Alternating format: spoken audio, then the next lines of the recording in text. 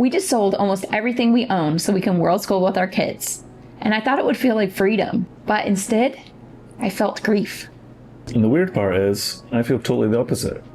Same decision, different emotions. We spent the last 10 years planning for financial independence and this moment, but no spreadsheet could have warned us for this part. If you're somewhere between we're just dreaming about FI and we're about to sell everything and go, this video talks about that messy middle part that nobody really prepares you for. You hear a lot about the passports and the plane tickets and all the Instagrammable life, but nobody prepares you when you have to support your wife who's crying over the KitchenAid mixer that can be replaced on Facebook Marketplace at any time.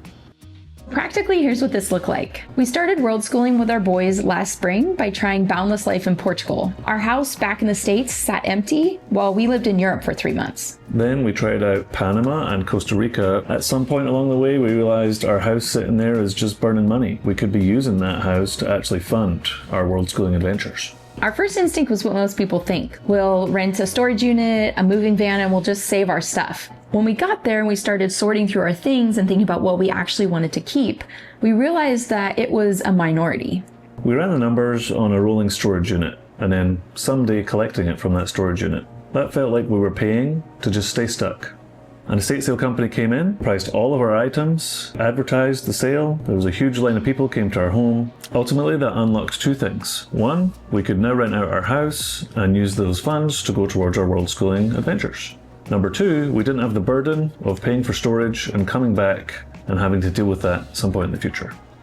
The emotional cost of selling almost everything came down to 3 things. 1, grief over the old us. 2, identity whiplash. And 3, fear that we would regret it. First, the grief. It wasn't just the stuff. It was really what the stuff represented. The couch wasn't just a couch. It was movie nights with our boys. The griddle was David's famous blueberry weekend pancakes. The dining table was family gatherings and arts and crafts and a top secret fort.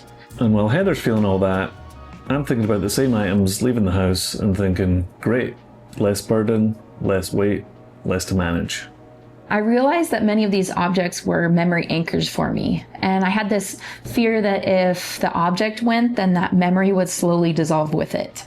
I was surprisingly attached to the boys' bed frames because I would remember the joy on their faces when we surprised them with it while they were at school. There is the sunk cost side of this. Trying to accumulate all these things with a lot of intention to place in our home. An estate sale kind of undoes all that in one quick weekend. But the truth is, most of the stuff we got rid of isn't sentimental, it's not irreplaceable, it's not unique, it's just stuff.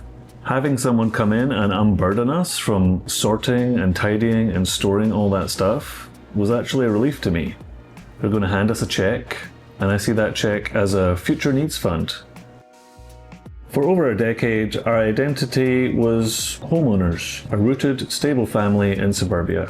Then overnight, we went all in and became world schoolers, with a few boxes left in the attic. And what nobody really talks to you about with financial independence is that it's not just the numbers, it's really an identity shift. For the last year or so, we've kind of been in limbo. Half suburban, half world school. We've been paying utilities, covering insurance on vehicles we don't drive. So as hard as the estate sale was, I also felt relieved. Like we're finally allowed to say out loud that our identity is now financial independence, world schooling nomads. And we can build from that instead of pretending that we're this old version of ourselves. In the middle of the estate sale, I had this flash of like, what if this was a huge mistake? What if we try this and completely hate it? I had the inverse fear. Like if we don't do this now, will we be stuck in limbo for 10 years? My nervous system read the empty house as a loss, and I think that's really normal because as humans, we're evolved to feel safest with a full nest. On one hand, I was really sad to think about strangers essentially walking out with a piece of us for $5. And then on the other hand, I was glad that that person came in and chose a piece of us and was gonna now go and make new memories with it. At the end of the day, we realized that stuff wasn't really us. It was an older version of us that we'd kind of moved on from. By selling it, it allowed us to evolve into what we are now, which is a world-schooling, nomad, financial dependence family. After the sale, I realized something.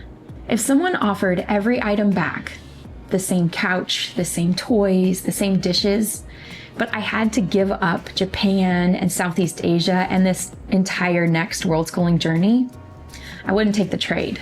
The memories live on every time I hear the boys laugh when they're making a new fort, or every time I see this sparkle in their eyes when they're witnessing something incredible in nature. At risk of sounding a little corny, I'm starting to realize that home is wherever we're together, making intentional memories with things that we value as a family. Ultimately, stuff is just stuff.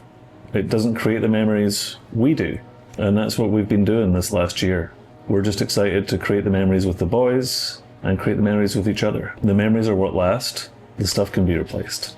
So if you're in that messy middle between selling, downsizing, questioning everything, let me be very clear that your emotions do not mean that you're not cut out for this. It probably just means that you care deeply about that version of yourself and the version of your life that you're trying to build. Whether you're building for financial independence or you're building to become a world schooling family, traveling with your kids, follow along because we're going to share both the good and the bad along the way.